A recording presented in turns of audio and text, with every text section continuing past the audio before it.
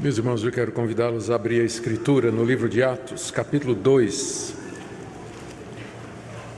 E nós leremos do verso 37 até o verso 47. Aqui nós temos o registro do que aconteceu depois que Pedro pregou aquele famoso sermão no dia de Pentecostes. Nós lemos como a multidão se compungiu no coração, o coração de todos foi tocado. Nós vamos, aqui também tem a orientação de Pedro sobre o que eles deveriam fazer, e temos uma descrição de como vivia os primeiros convertidos. E eu escolhi esse texto porque aqui você tem a descrição da primeira igreja cristã que jamais houve, que foi essa igreja que se formou aqui nesse momento. E hoje à noite o meu tema é exatamente a igreja e a importância de nós pertencermos a ela. Quais são os privilégios e deveres e responsabilidades como membros da igreja. Então vamos ler capítulo 2, do 37 ao 47. Ouvindo eles estas coisas, compungiu-se-lhes o coração e perguntaram a Pedro e aos demais apóstolos: que faremos, irmãos? Respondeu-lhes Pedro: arrependei-vos, e cada um de vós seja batizado em nome de Jesus Cristo para a remissão dos vossos pecados, e recebereis o dom do Espírito Santo. Pois para vós outros é a promessa, para vossos filhos, e para todos os que ainda estão longe, isto é, para quantos o Senhor nosso Deus chamar. Com muitas outras palavras, deu testemunho e exortava-os, dizendo: salvai-vos desta geração perversa. Então os que lhe aceitaram a palavra foram batizados, havendo um acréscimo naquele dia de quase 3.000 pessoas. E perseveravam na doutrina dos apóstolos e na comunhão, no partir do pão e nas orações. Em cada alma havia temor, e muitos prodígios e sinais eram feitos por intermédio dos apóstolos. Todos os que creram estavam juntos e tinham tudo em comum. Vendiam as suas propriedades e bens, distribuindo o produto entre todos, à medida que alguém tinha necessidade. Diariamente perseveravam unânimes no templo, partiam pão de casa em casa e tomavam as suas refeições com alegria e singeleza de coração, louvando a Deus e contando com a simpatia de todo o povo. Enquanto isso, acrescentava-lhes o Senhor dia a dia os que iam sendo salvos. Até aqui a leitura da palavra de Deus. Oremos mais uma vez. Pedimos, nosso Deus, que Tu nos ilumines, que Tu nos instruas a respeito da Tua igreja e dos privilégios que temos e deveres ao participarmos dela. Te agradecemos pelos queridos irmãos que serão recebidos nessa noite e pedimos a Tua bênção sobre cada um deles. Abençoa, Senhor, o Teu povo espalhado pela face da terra. Pedimos em nome de Jesus. Amém. Queridos, a igreja vem sofrendo muitos ataques nos últimos anos, como nunca antes. O que existe particularmente é um questionamento a respeito da igreja como uma instituição. Uma das acusações que têm sido feitas é que a igreja ia muito bem depois desse período que nós lemos aqui, até que um dia o imperador Constantino, no século IV, resolveu tornar a igreja uma instituição oficial. E aí a igreja, que antes se reunia na casa dos irmãos, que se reunia nas praças, nas cavernas, no campo, e era uma igreja meio que perseguida, de repente ela virou a religião oficial do Império Romano. E aí começou a construir igrejas. Os pastores se tornaram profissionais, tinham que estudar teologia, começaram a receber salário, e a igreja passa a ter todas as características de uma organização. Muitos dizem que foi ali que a igreja se perdeu, porque ela não devia ter virado uma instituição. Então, essa crítica que é feita hoje, ela é dirigida às denominações históricas e tradicionais que mantém, por exemplo, um templo como esse. A crítica é: a igreja nunca teve templo, a igreja se reunia nas casas.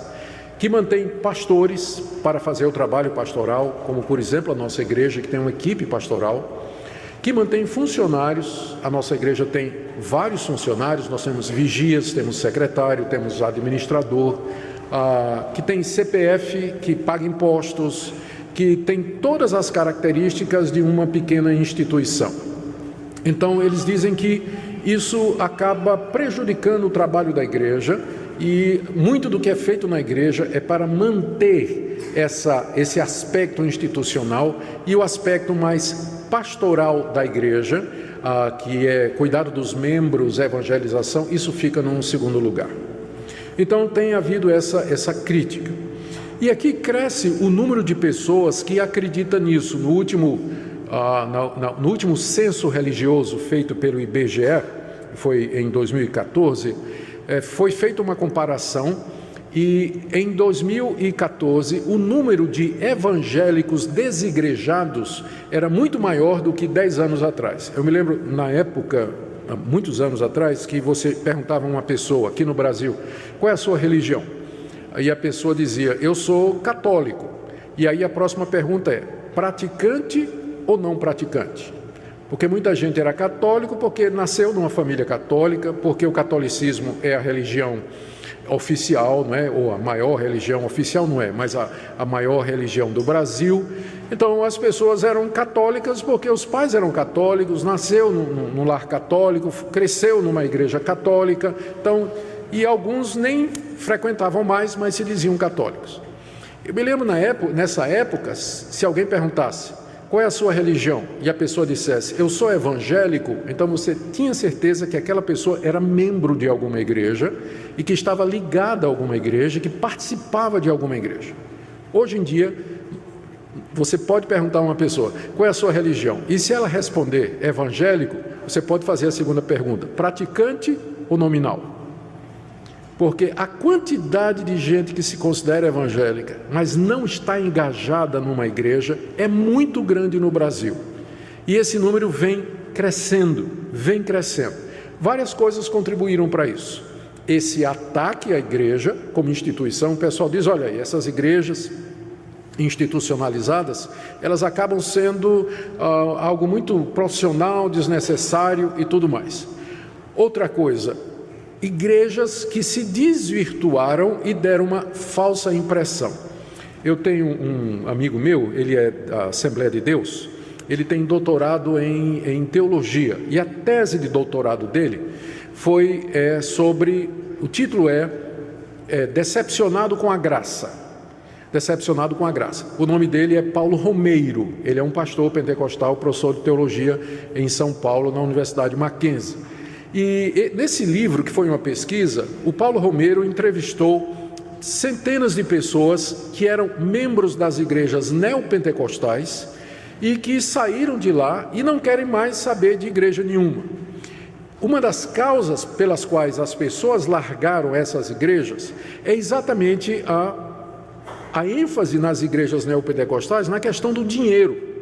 Campanha financeira, a insistência que a pessoa faça sacrifícios, que a pessoa dê tudo que tem, as promessas que eram feitas de prosperidade financeira e que nunca acontecem, exatamente porque a Bíblia não garante, a Bíblia não diz que se você der, então Deus está obrigado a dar de volta. Esse tipo de transação que é feita nessas igrejas decepciona muita gente, e a pessoa aí tira o todo, tira parte pelo todo. Para essas pessoas, então, igreja evangélica nenhuma presta. Todo pastor é ladrão, todo pastor gosta de dinheiro. A igreja, na verdade, é um mecanismo para tirar dinheiro dos bobos e por aí vai. Então, esse tipo de igreja, junto com a decepção com a igreja institucionalizada e o surgimento das mídias sociais, onde é possível você ficar em casa no domingo e assistir sermões dos pastores mais renomados ali no seu celular ou no seu laptop, e as pessoas então optam por ficar em casa em vez de se envolver numa igreja, tem contribuído para crescer o número de desigrejados. Pessoas que se consideram evangélicas, mas elas não querem participar de uma igreja, não querem se envolver numa igreja. O que é que nós dizemos para isso? Há várias respostas que nós podemos dizer para isso. Primeiro é verdade, não é totalmente errada a crítica que tem sido feita à igreja como instituição. O problema é quando a igreja considera o templo, a instituição, a organização como sendo a essência dela e gasta os recursos e o tempo para preservar e manter isso aí. Aí de fato está errado. Mas o problema não é a instituição, o problema é a institucionalização disso aí. É que isso acaba virando um ídolo ou a razão errada pela qual a igreja existe. É impossível você ter um ajuntamento de pessoas. Eu acho interessante isso aí, porque esse pessoal que faz essa crítica, eles dizem assim, não, eles têm uma visão muito romântica, do tipo assim, não, nós temos que nos reunir nas casas, junto com os irmãos, não tem esse negócio de pastor, não tem esse negócio de dízimo, não tem esse negócio, nada, vamos nos reunir assim para estudar a Bíblia, orar e tudo mais, tudo bem. Tudo vai muito bem, até que de repente, lá no meio deles, aparece alguém que discorda e diz assim, não, eu não acho que a gente tem que batizar por imersão, não. A gente tem que batizar botando água na cabeça, não é mergulhando a pessoa. E aí começa a briga. Resposta, quem é que vai decidir? Alguém vai ter que dizer o que é certo e errado. Então, em seguida, o próximo passo dessa organização informal é que eles vão escrever uma declaração de fé. Nosso grupo acredita nisso aqui. Então, para ser membro do grupo, você tem que acreditar nessas coisas aqui. Porque vai ter uma hora em que as pessoas vão começar a pensar diferente e elas vão precisar de alguém que faça mediação e diga, não, é isso aqui que nós acreditamos. Então, não vai demorar muito e já vai aparecer uma confissão de fé. Vai ter uma declaração. Não vai demorar muito, vai crescer e de repente vai ver que a casa dos irmãos não cabe mais. Nós vamos ter que alugar algum barracão, algum espaço, alguma coisa para poder reunir os irmãos, porque o número já cresceu muito. Mas para alugar vai ter que ser no nome de alguém, não vai? E não vai ter que ter aluguel? Vai passar a sacolinha. Vai passar a sacolinha. Irmãos, vamos contribuir para poder alugar e tal, e tal, e tal. E vai crescer e vai chegar os meninos, a criançada, correndo de um lado para o outro, gritando, fazendo barulho. E agora? Não, nós temos que ter alguém para cuidar das crianças. Mas quem? Então vamos fazer uma escala aqui. Aí vão ver que a escala de voluntário não funciona. Não funciona. Você faz uma escala de... Muitos membros têm boa vontade, querem ajudar e tudo mais. Você faz uma escalinha com eles e a escala sai furando, sai furando, sai furando. Então você vê que você precisa ter alguém dedicado para isso. Mas uma pessoa dedicada para isso, ela precisa ser contratada. Ela precisa receber para isso. Então já vai receber alguém. Mas ela vai ser contratada em nome de quem? Quem vai assinar a carteira dela? Tem que ter um CNPJ. Aí já vamos registrar no cartório. Entende? Então, cedo ou tarde, eles vão acabar fazendo a mesma coisa que as igrejas históricas já descobriram que tem que fazer. Tem que ter CNPJ, tem que ter arrecadação de dízimos e ofertas, tem que ter prestação de conta, tem que ter gente que recebe para fazer certas coisas na igreja. É uma visão romântica e impraticável, aquela que acha que a igreja não precisa do mínimo que uma instituição tem para poder funcionar. Então, o problema não é a instituição, é quando a instituição vira um fim em si mesmo. Aí está errado. Mas a instituição existe para dar suporte ao alvo principal da igreja, que é a edificação dos membros, evangelização, trabalho missionário e assim por diante. Eu fico imaginando, por exemplo, nós ouvimos aqui o pastor Erickson falando do trabalho missionário que vai ser feito. Se não tiver uma instituição, apoio por detrás desse tipo de trabalho, como é que ele vai ser feito? Como é que ele vai ser feito se não tiver esse apoio? Então nós precisamos de um mínimo de instituição. Segunda coisa, o fato de que tem igrejas que deturparam a mensagem do Evangelho e colocaram um falso Evangelho que é voltado para explorar a fé do povo e arrecadar, não quer dizer que todas as igrejas são assim. Não quer dizer que todas as igrejas são assim. Então é um erro muito grande você tirar o todo pela parte, porque algumas igrejas fazem isso, não quer dizer que todas as igrejas fazem isso, porque tem pastor desonesto, não quer dizer que todo pastor é desonesto. Eu já contei para vocês, quando eu comecei o meu ministério, que eu fui com a Minca em Recife, nós íamos alugar uma casa que ia funcionar como casa-igreja, foi um trabalho de plantação de igreja. A gente ia alugar uma casa e na sala da nossa casa a gente ia começar um trabalho. e depois expandir, comprar um terreno, enfim, seguir todos os trâmites normais para fazer uma igreja crescer.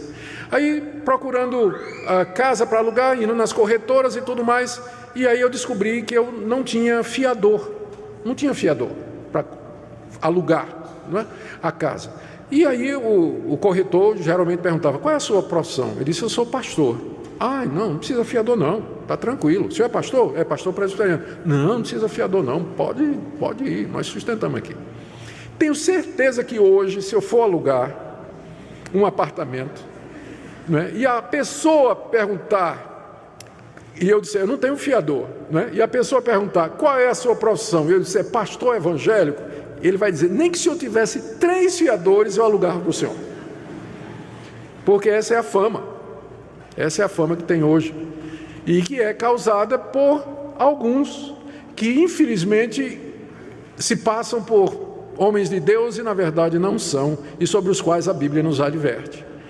Então, por conta de todas estas coisas, tem pessoas que optam por não se tornar membro de uma igreja. Eles acham que eles podem ser cristãos em casa.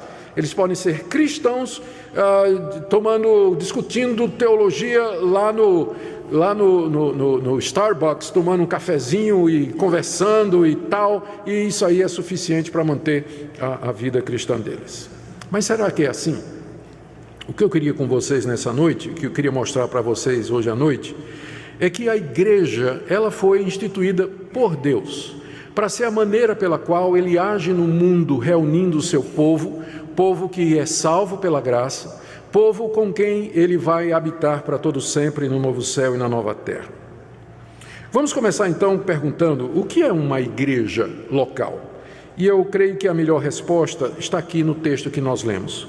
O que aconteceu depois que Pedro pregou aquele sermão, que nós lemos aí no capítulo 2, começando no verso 14, e que termina no verso 36, Pedro pregou a respeito de Cristo, como Ele era o Messias, de acordo com a Escritura, e quando ele terminou de pregar, nós lemos do verso 37 a 41, que a multidão se tocou com a palavra de Pedro e perguntou: o que é que nós vamos fazer? E agora? Nós acreditamos em você, Pedro, estamos arrependidos. Aí a resposta de Pedro foi: vocês têm que se arrepender, vocês têm que ser batizados, e vocês vão receber o perdão de pecados, e vocês vão receber o Espírito Santo, e essa promessa não é somente para vocês, é para os filhos de vocês, e para outros que Deus vai chamar ainda mais, e vocês têm que se salvar dessa geração perversa, porque Deus vai trazer juízo sobre ela, pois ela rejeitou o Messias. Então vocês têm que viver de maneira diferente. Então, naquele mesmo dia, diz aí o verso 41, 3.000 homens foram batizados, aqui não estão contando as mulheres, e muito menos os filhos deles que estavam incluídos aqui, segundo a promessa, é para vocês e para os filhos de vocês. Então a gente imagina aqui uma multidão em torno de 6 a 7 mil pessoas, que escutou a palavra de Pedro e então foi batizada. O que aconteceu? Terminado isso, cada um foi embora. Oh, graças, criei no Messias, encontrei Jesus Cristo, fui batizado, agora eu vou para casa cuidar da minha vida. Foi isso que eles fizeram? Não. Qual foi a resposta? O que é que eles fizeram em seguida? Eles se organizaram como comunidade. Olha o que é que diz o texto, verso 42.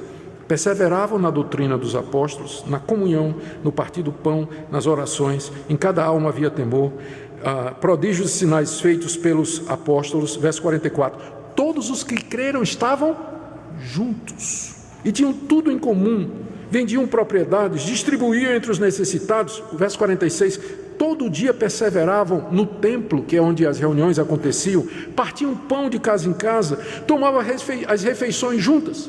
Entende? Qual foi a reação da multidão quando eles creram em Jesus Cristo? Foi formar uma igreja, juntar-se numa igreja, numa comunidade de fé. Por isso, eu diria então, aqui, que a igreja é esse ajuntamento das pessoas que professam a fé em Jesus Cristo, eles e seus filhos, e que se reúnem para edificação mútua, serem instruídos na palavra de Deus, se apoiarem mutuamente, serem corrigidos e fazer tudo aquilo que Jesus Cristo mandou. Isso aqui que eles estão fazendo não é uma ideia que eles tiveram assim, não é? Nós cremos, e agora? O que é que nós vamos fazer? Ué, gente, vamos juntar aqui, vamos fazer um grupo aqui e vamos ficar junto, não é? Essa coisa não veio assim do nada. O que eles fizeram, sob a orientação dos apóstolos, é aquilo que Jesus Cristo havia dito. Lá em Mateus 16, Pedro se aproxima de Jesus. Aliás, Jesus se aproxima de Pedro e diz assim: o que é que vocês acham que eu sou? Aí Pedro dá uma opinião, dá outra, que o povo pensa. Aí Jesus perguntou: o que é que vocês acham que eu sou? Quem eu sou? A resposta de Pedro: tu és o Cristo, o Filho do Deus vivo. Qual foi a reação de Jesus? Pedro, quem te revelou isso não foi o homem, mas o meu Pai que está nos céus. E sobre essa declaração tua, que eu sou o Cristo, Filho do Deus vivo, eu vou edificar a minha igreja. Eu vou edificar a minha igreja em cima dessa declaração. Lá em Mateus 18, Pedro novamente levanta uma questão sobre o que fazer se o irmão pecar. Resposta de Jesus: você primeiro fala com ele, se ele não te escutar, você leva mais 2 ou 3, se ele não escutar os 2 ou 3, você diz à igreja, e se ele não ouvir a igreja, você trata ele como se ele fosse um descrente. E no fim da sua vida aqui nesse mundo, Jesus reuniu os discípulos e disse: vão pelo mundo todo e façam discípulos. Como? Batizando essas pessoas e ensinando essas pessoas a guardar tudo o que eu tenho ordenado. Em outras palavras, Jesus ensinou os seus discípulos que aqueles que crescem nele, eles tinham que estar juntos, eles tinham que ser batizados, eles tinham que ser instruídos, eles tinham que evangelizar, eles teriam que ser disciplinados se eles falhassem e não quisessem ouvir. E como é que se faz isso? A resposta é igreja. Não tem outra forma de expressar o cristianismo a não ser através da igreja.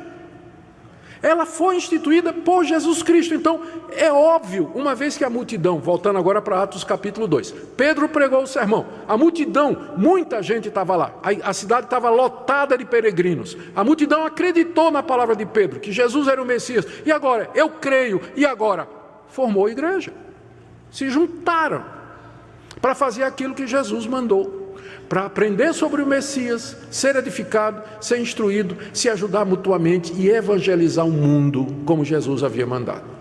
E cuidar dos filhos, como está incluído aqui na palavra de Pedro, a promessa é para vocês e para os filhos de vocês. Então, queridos, é isso que é a igreja, é um mandato divino, ela não é uma instituição humana, não tem origem em Constantino, ela tem origem em Jesus Cristo, ela não é invenção de algum doido que queria ganhar dinheiro, embora tenha doido que quer ganhar dinheiro com isso, mas ela tem origem nos ensinamentos do próprio Senhor Jesus Cristo.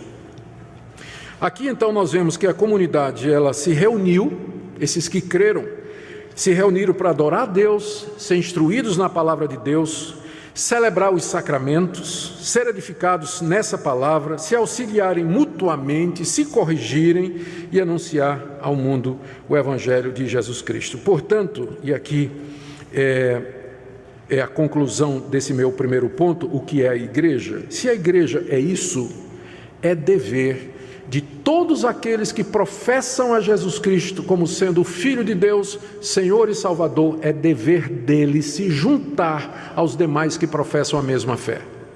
É dever deles fazer parte de uma igreja que professa essa verdade, uma igreja que é baseada na palavra de Deus, que exalta a pessoa de Jesus Cristo e que oferece todas essas condições para que a pessoa cresça na graça e no conhecimento de Deus. Segundo lugar, meu primeiro ponto foi esse, o que é a igreja, e eu falei então que ela tem origem em Cristo, e qual é a intenção, o propósito da igreja, e daí então a conclusão é que é dever de todo aquele que professa a fé em Jesus Cristo estar envolvido numa igreja. Segundo, eu queria ver com vocês os privilégios de ser membro de uma igreja local. É uma grande graça que Deus nos dá, podermos participar da sua igreja. E alguns desses privilégios estão aqui no verso 42 até o verso 47, que eu queria ver com vocês. Primeiro deles, quais são os privilégios de você fazer parte de uma igreja bíblica? Primeiro, que você vai receber a sã doutrina. Veja o verso 42. E perseveravam na doutrina dos apóstolos. O que era a doutrina dos apóstolos? Era o ensinamento que os 12 apóstolos de Jesus Cristo tinham aprendido com Jesus e que agora passavam para aquela multidão. Perseverar na doutrina. Então, que grande privilégio você pertencer a uma igreja onde a doutrina dos apóstolos é ensinada. Os apóstolos aqui é os 12, e mais tarde Paulo seria juntado a eles. E a doutrina dos apóstolos para nós hoje, ela está aqui. Nós não precisamos de novos apóstolos. Nós ficamos com esses que foram os originais. Eu sei que tem genérico, mas nós não queremos genérico, nós queremos os originais. E os originais nos deram a Bíblia, a palavra de Deus. Então, quando você participa de uma igreja que é centrada na Bíblia, você tem esse privilégio de ser ensinado na doutrina dos apóstolos. A tarefa dos pastores, pregadores, presbíteros não é inventar nova doutrina, mas ensinar a doutrina dos apóstolos aos que professam a fé em Jesus Cristo. Então esse é o primeiro grande privilégio. Quem não tem uma igreja que sirva de referencial bíblico e vai catar pela internet, vai escutar de tudo e não tem discernimento. Eu me lembro de um Twitter que eu recebi uma vez, eu li uma vez um Twitter de uma pessoa que disse o seguinte: meus pregadores prediletos, Edir Macedo e Augusto Nicodemos.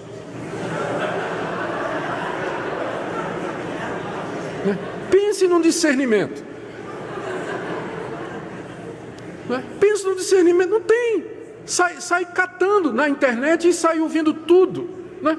E não percebe a diferença.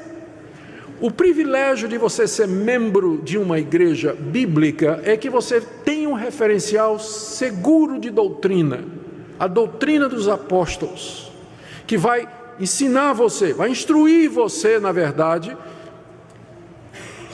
em vez da alternativa de você sair se alimentando, ou pensa que está se alimentando de tudo que você encontra na internet, de todo tipo de livro que você acaba comprando, e você não sabe nem quem é esse autor e qual a linha dele e tudo mais. A igreja tem esse serviço, e é um privilégio então participar de uma igreja bíblica. E esse privilégio, ele inclui também você ser corrigido. O bom de você participar de uma igreja onde tem a doutrina dos apóstolos é que a verdade vai ser ensinada e ela vai corrigir você. Ela vai instruir você na verdade. E se você relutar, se você resistir, e se você, por exemplo, resolver teimar e continuar a fazer errado coisas que a doutrina dos apóstolos dizem que estão erradas, o próximo passo é que você vai ser amorosamente, pastoralmente confrontado. E você vai ter que prestar contas. Por que você conhece a doutrina dos apóstolos? Você sabe que você não pode viver do jeito que você está vivendo. E por que você continua vivendo assim? Não, porque eu acho. Não é porque acha. A doutrina bíblica diz que esse tipo de comportamento é errado. Você está dizendo que você é crente. Você professou sua fé como crente em Jesus Cristo. Você não pode viver dessa maneira. Não, mas eu quero viver assim. E aí então vem a disciplina, a correção do membro. Ele é corrigido, ele é exortado. Isso faz parte da doutrina apostólica. Quando uma pessoa não está engajada numa igreja, ela vai viver do jeito que ela quiser, ela não vai prestar contas a ninguém. Não tem ninguém em cima dela vigiando, né? Que é bom, né? Se a gente fosse santo, mas a gente sabe que é pecador. E é bom ter alguém que nos olha, alguém que supervisiona. A palavra presbítero no Novo Testamento é igual à palavra episcopos, bispo. A palavra episcopos significa supervisor. Então, o presbítero / pastor, ele é um supervisor da igreja. Exatamente porque uma das funções da igreja é zelar pela vida dos membros. Então, que privilégio você fazer parte de uma igreja bíblica.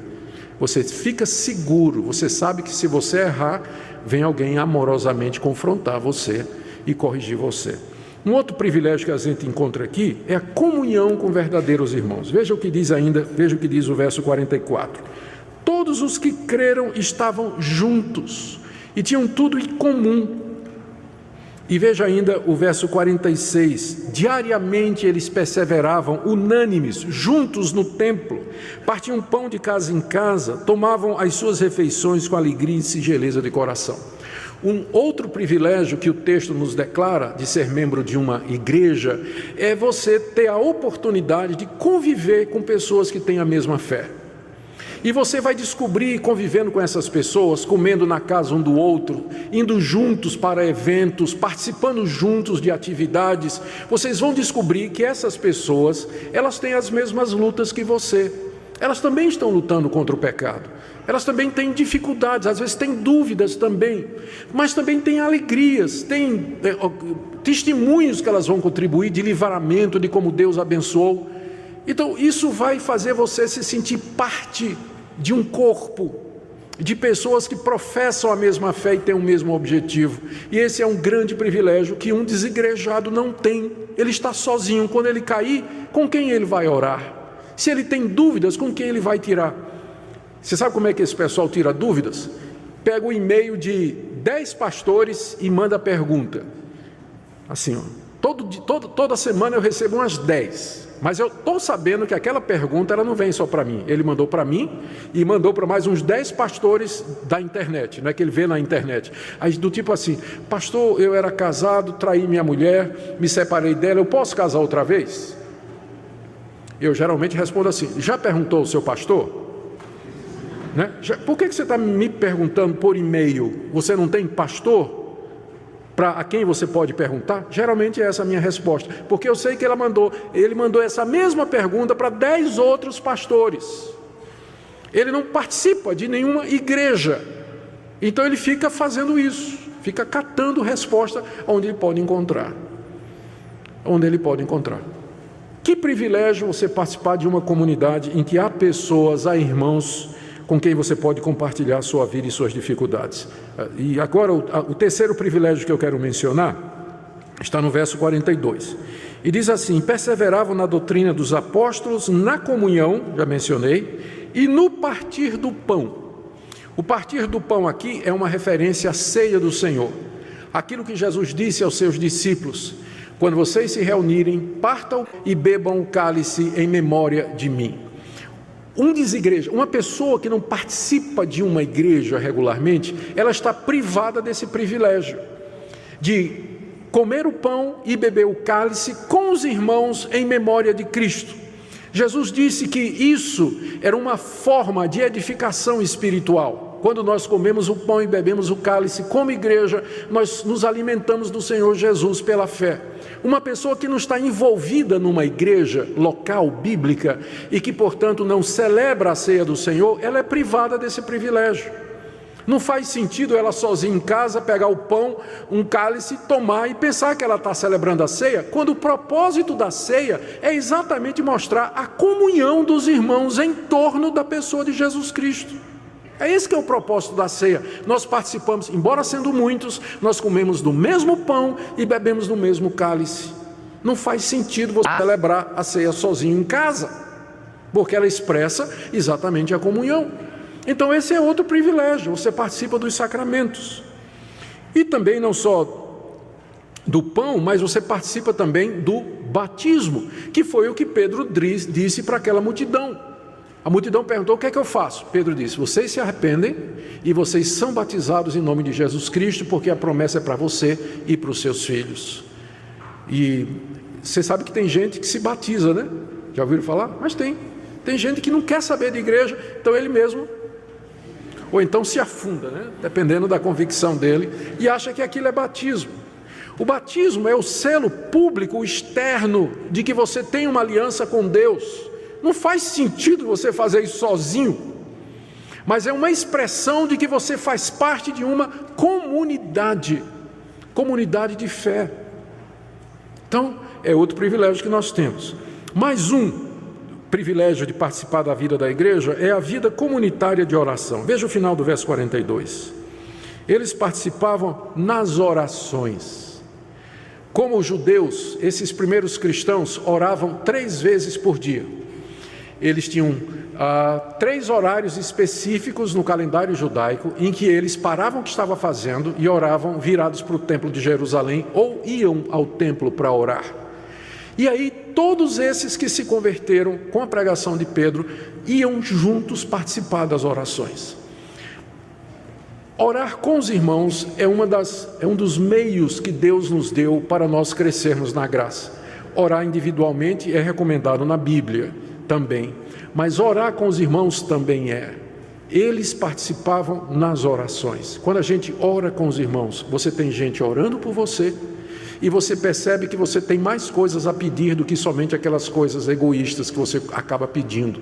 Você vê que tem irmãos que têm necessidades e seu coração então alcança esses irmãos. A sua mente vai até a necessidade deles e você intercede por eles. E que coisa boa é você orar por outras pessoas. Isso só é possível quando você está junto, esse senso de comunhão e que nós oramos uns pelos outros.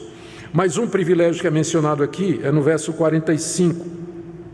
Diz aqui que vendiam as propriedades e bens, distribuindo o produto entre todos à medida que alguém tinha necessidade. O que é que tinha acontecido? Esse povo que se converteu, boa parte dele não morava em Jerusalém. Eles eram peregrinos que tinham vindo de outras partes da Judéia para a festa de Pentecostes. E lá eles ouviram o sermão de Pedro e se converteram. E não voltaram para casa.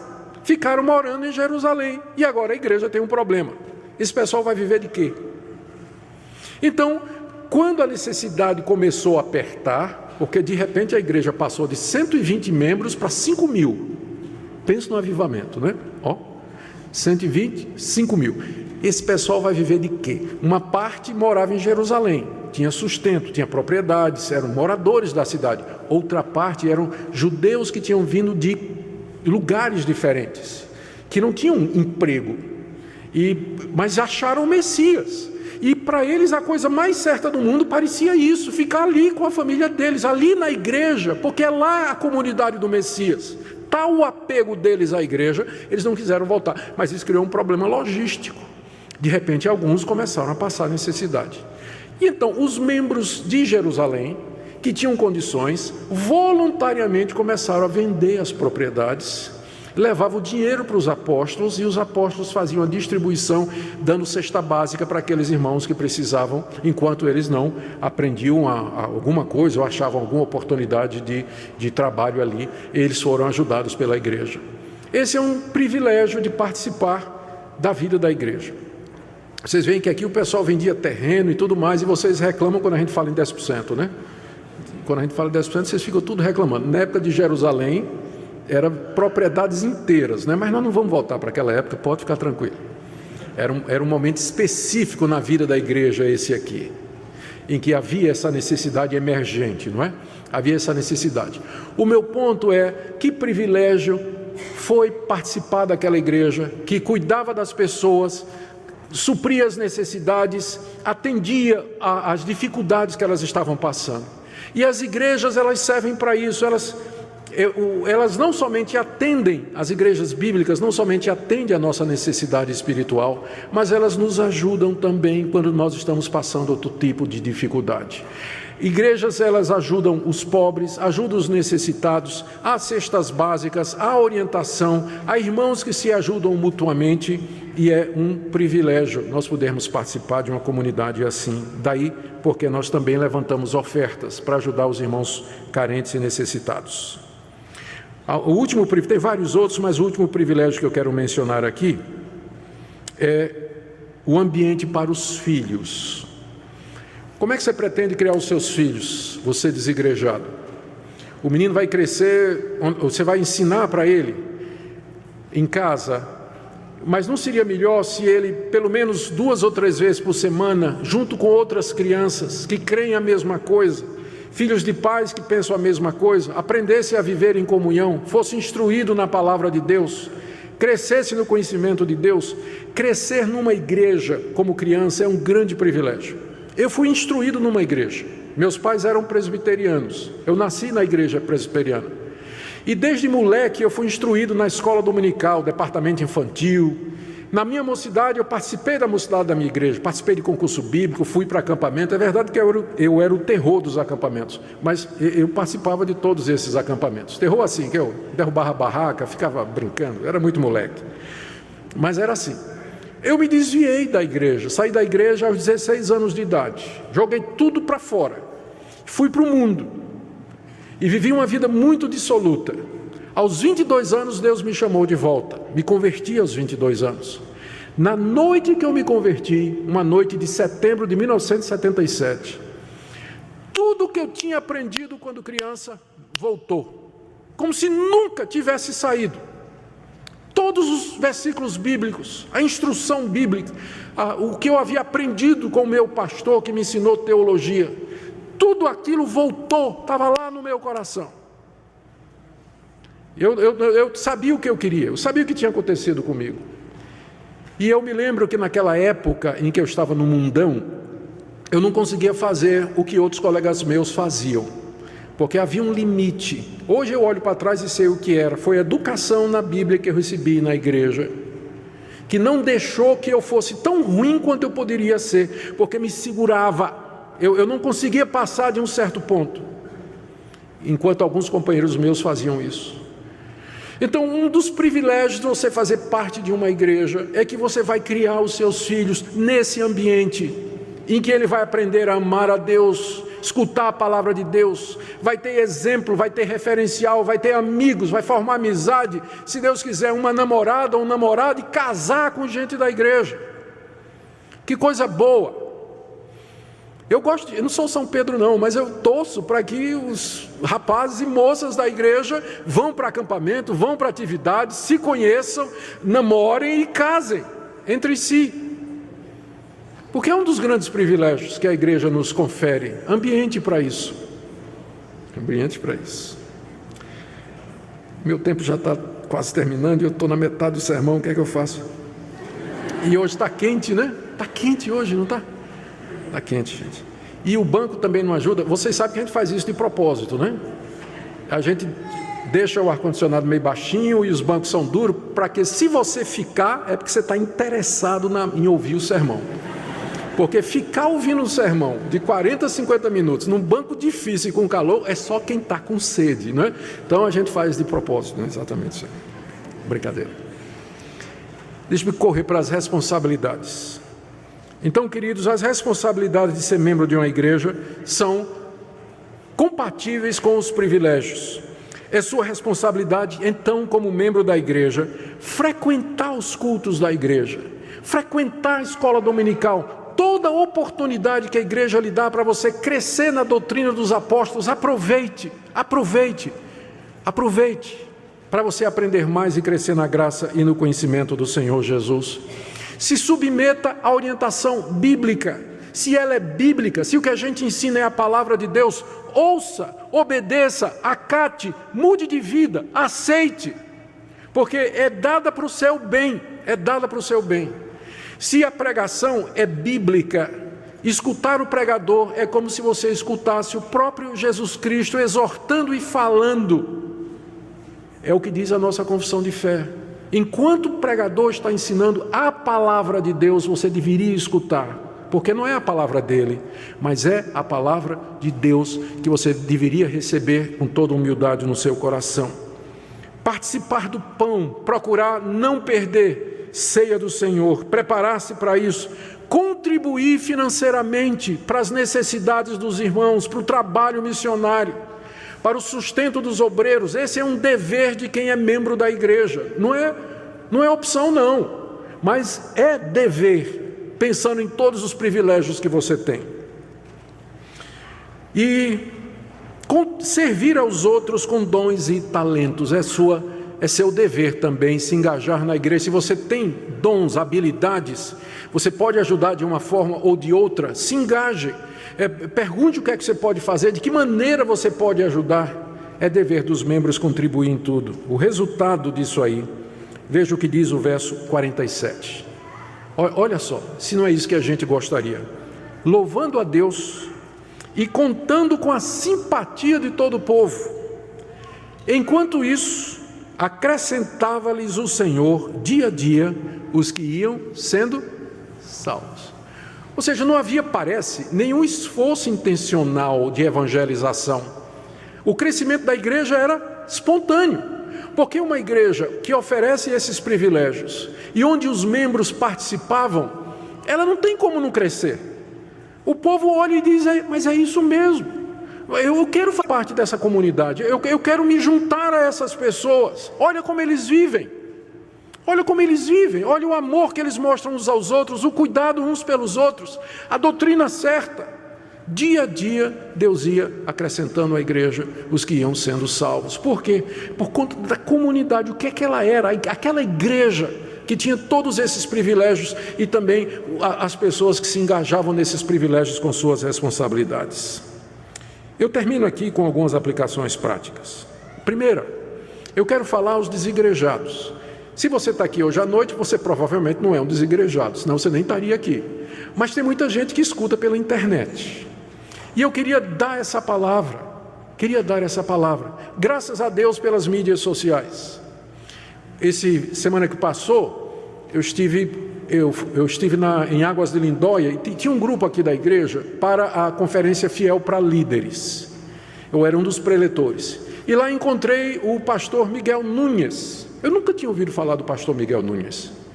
Eu sempre tive a impressão de que o evangelho na América Latina era muito ralo e pouco, e que quem crescia mesmo era o Brasil. Sentei com o Miguel Nunes, inclusive ele vai ser o preletor do Encontro da Fé Reformada da nossa igreja ano que vem. Miguel Nunes. Comecei a conversar com ele. Aí ele começou a me contar de eventos que aconteciam lá. Ele é da República Dominicana.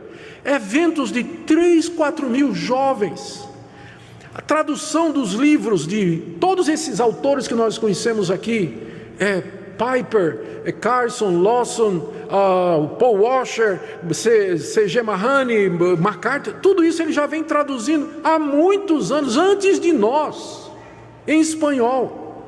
Ele diz que viaja o ano todo, quase todos os países da América Latina, pregando em eventos para líderes de 5 a 10 mil pessoas. Ao lado dele estava um rapaz, que eu olhei assim, eu fiquei meio assim, quem é esse rapaz? Aí ele me apresentou, Henrique Oriolo, um argentino.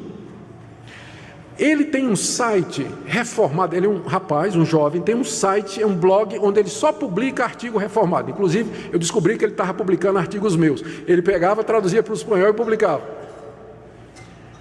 1.700.000 seguidores. 1.700.000 seguidores. Eu não conheço nenhum blog reformado no Brasil que chega nisso aí. O maior que tem é o da Fiel, com 700.000 seguidores. Esse cidadão tem 1.700.000, um argentino com um blog reformado. Aí eu perguntei a Nunes, está acontecendo esse avivamento da fé reformada na América Latina? Ele disse, está sim. Eu digo, pois é, no Brasil também. No Brasil há um despertamento gigantesco do interesse pela fé reformada. Aí eu perguntei para ele, você acha que as mídias sociais têm ajudado a isso? Ele disse, pastor, eu estou convencido disso. Aí ele fez uma comparação. Ele disse assim, pouco antes da reforma protestante acontecer no século XVI, qual foi a invenção que depois serviu para espalhar a reforma pelo mundo? A imprensa de Gutenberg. Porque tinha imprensa, Lutero podia imprimir os seus sermões e os seus livros e incendiou a Europa. E ele disse, o que a imprensa foi para a reforma protestante, as mídias sociais são hoje para a reforma, 500 anos depois na América Latina. Porque a grande maioria desse pessoal que se torna membro de uma igreja reformada ou que quer ser reformado é porque assistiu no YouTube, viu algum vídeo, assistiu alguma pregação, aí ele sai procurando, ele descobre Paul Washer, aí sai procurando, ele é amigo de quem? John MacArthur, aí vai em John MacArthur, amigo de quem? John Piper, e amigo de quem e tal? Hernandes Dias Lopes, aí depois eu não vou dizer o nome, aí vai seguindo, vira reformado, vira crente e resolve participar. Então, quando eu falo, eu estou naquele, não me esqueci do meu ponto não, meu ponto é os desigrejados. Eu disse que tem gente que assiste e que é desigrejado. Eu não estou falando mal das mídias sociais, eu estou dizendo que elas são uma bênção, e de fato, Deus tem usado as mídias sociais para espalhar o evangelho no mundo todo. Mas é um equívoco você pensar que viver na sua casa, assistindo os sermões desses pregadores, nos domingos, que isso é ser igreja. Não substitui, não substitui. Então, o meu apelo àqueles que usam as mídias sociais, que me ouvem através da mídia social, é exatamente esse. Se Deus usou alguma das pregações desses pastores, minhas pregações, para convencer você, abençoar você, graças a Deus por isso, mas isso é apenas Deus abrindo o seu apetite. Você devia seguir todo o caminho e se tornar membro de uma igreja bíblica, onde você vai ser instruído, orientado, consolado, abençoado, ajudado e corrigido. E você vai poder ser uma bênção para outras pessoas também. Minha segunda palavra é para aqueles que vão ser recebidos hoje como membros. Hoje à noite nós estamos recebendo cerca de 60 irmãos que vieram de outras igrejas. Até o final do ano nós vamos receber mais uns 40 que serão batizados e farão sua profissão de fé. Mas esses irmãos de hoje, eles estão vindo de outras igrejas. Alguns já não frequentavam mais nenhuma igreja, resolveram se tornar membro de nossa igreja. Alguns vieram de igrejas presbiterianas e resolveram se tornar membro das nossas igrejas. Eu queria que você meditasse, hoje à noite você vai ser recebido. Queria que você pensasse nos privilégios que isso representa e que você resolvesse no seu coração que você vai levar a sério os deveres que você assume hoje como membro dessa igreja, Você reflita sobre isso. Uma palavra também aos filhos dos crentes que já nasceram membros da igreja. Nós batizamos e incluímos os nossos filhos na membresia da igreja, mas tem uma idade em que eles têm que professar a fé, em que eles têm que afirmar publicamente: eu quero professar, declarar, confessar diante de todos que eu sou um discípulo de Jesus Cristo. E eu queria fazer esse apelo então para os adolescentes da nossa igreja, lembrar o que é que significa a importância de você publicar a sua fé, confessar a sua fé, se tornar membro comungante para participar da ceia do Senhor e de outros privilégios. E minha última palavra é para você, que já é membro dessa igreja, mas que frequenta somente de vez em quando, se ausenta com frequência dos cultos da igreja, raramente se lembra de orar pela igreja, não contribui com regularidade e com fidelidade, não se empenha para crescer espiritualmente e que está ligado à igreja apenas de maneira formal. Eu queria nessa noite fazer um apelo para você e eu queria que você refletisse nisso. Por que é que você é membro dessa igreja? Qual o propósito do seu nome está no rol que nós temos daqueles que dizem que são membros aqui? O propósito é esse, é que você cresça, que você aprenda mais sobre Deus, que você seja abençoado por Deus para abençoar outras pessoas, que você seja instrumento do canal, como canal de Deus para chegar aos pobres, necessitados, os não evangelizados, as pessoas que estão passando por necessidade. Não faz sentido ser membro, você ser daquele tipo assim: eu sou membro de tal igreja, praticante, eu estou lá no hall da primeira igreja, mas realmente eu não sou praticante. Não faz sentido, não nos interessa e nem a você, membros nessa categoria. Nós queremos que cada membro dessa igreja seja comprometido, que ele desfrute de todos os privilégios da igreja, mas que ele seja comprometido com todos os deveres que estão implícitos como membro da igreja. E é nessa situação, e é nessa condição, e nesse tom, que nós queremos terminar e dizer que nós entendemos ser realmente um grande privilégio participar com os nossos filhos da igreja de Deus. Vamos orar. Ó Deus, bendizemos o Teu nome por tudo que o Senhor nos dá. Obrigado pelo privilégio de fazer parte de uma igreja bíblica que ama a Tua palavra e que deseja, Senhor, cumprir o que Tu nos ensinastes, de ensinar nossos filhos, evangelizar o mundo, batizar os convertidos, discipular os que creem, abençoar os pobres e necessitados e levar Teu nome a todo mundo. Nós pedimos que Tu fales ao coração de cada pessoa aqui presente. Em nome de Jesus. Amém.